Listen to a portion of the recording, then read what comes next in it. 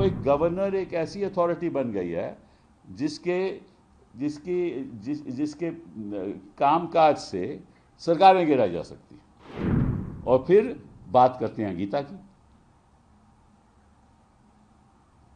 तो ये कृष्ण लीला हो रही है। चीफ मिनिस्टर के खिलाफ बेबुनियाद आरोप पे कहते हो अब क्या होगा कि जांच होगी, फिर कहेंगे साहब जांच कैसे करें, चीफ मिनिस्टर तो यहाँ कायम है, या तो चीफ मिनिस्टर इस्तीफा दे।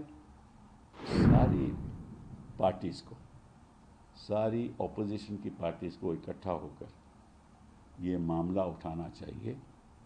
आपने कभी सुना कि बीजेपी की सरकार में किसी मंत्री के प्रति कोई भी जांच हो रही हो? कि जहाँ जहाँ विपक्ष की सरकारें हैं वहाँ सब मतलब के लोग चोर हैं और सब लोग आरोपी हैं, और जहाँ भाजपा की सरकारें हैं वहाँ शुद्ध हैं। इससे आपको मालूम है कि यहीं जुलाई में मेरा ख्याल दिल्ली में ही कॉन्फ्रेंस हुई थी गवर्नर्स की, तो उन्होंने बीजेपी के गवर्नर ने आकर ये कहा कि हम तो एक्टिव बनेंगे, हम पैसिव गवर्नर नहीं हैं, हम तो एक्टिव गवर्नर हैं। चाहे केरला के गवर्नर हो, चाहे तमिलनाडु के गवर्नर हो, चाहे कर्नाटका के गवर्नर हो, चाहे पंजाब के गवर्नर हो, चाहे दिल्ली के गवर्नर हो। तो एक उदाहरण तो आप देख ही रहे हो। तो एक गवर्नर एक ऐसी अथॉरिटी बन गई है जिसके कामकाज से सरकारें गिराई जा सकती हैं। यही हो गया ना। और फिर बात करते हैं गीता की, तो ये कृष्ण लीला हो रही है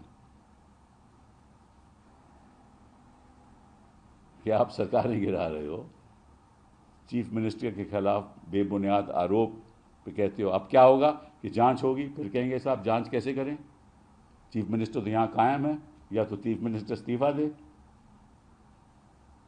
ठीक है, या जांच सीबीआई को जानी चाहिए। अगर सीबीआई को गई तो आपको मालूम है क्या होगा।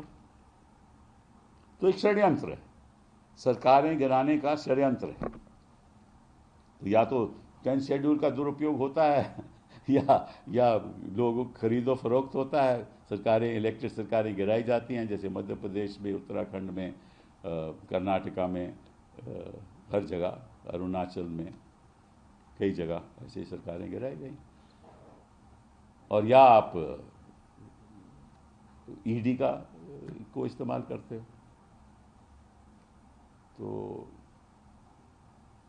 मैं समझता हूँ कि सारी पार्टीज़ को, सारी ऑपोजिशन की पार्टीज़ को इकट्ठा होकर ये मामला उठाना चाहिए कि ये जो फेडरल स्ट्रक्चर है हमारा, उसके खिलाफ है, उसका उल्लंघन है। गवर्नर, ऐसे गवर्नर्स को बर्खास्त करना चाहिए। एक नेशनल मूवमेंट होनी चाहिए कि प्रदेशों को ये गिराना चाहते हैं, हर जहाँ भी ऑपोजिशन सरकार है गिराना चाहते हैं। आपने कभी सुना कि बीजेपी की सरकार में किसी मंत्री के प्रति कोई भी जांच हो रही हो? कोई ऐसा प्रदेश जहाँ बीजेपी की सरकार है? कोई ऐसा प्रदेश है जहाँ बीजेपी की सरकार है, जहाँ ईडी के छापे मंत्रियों पर पड़े हों? कोई है ऐसी सरकार? तो ना वहाँ मंत्रियों के ऊपर छापा पड़ता है, ना एमएलएस के ऊपर पड़ता है ईडी का, ना सीबीआई की कोई जांच होती है।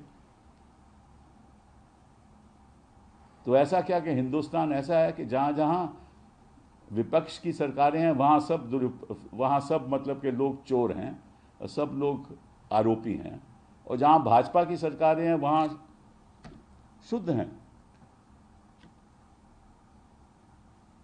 वहाँ गीता की आचरणों का पालन हो रहा है, हर वक्त पालन हो रहा है। ऐसी सरकारें हैं।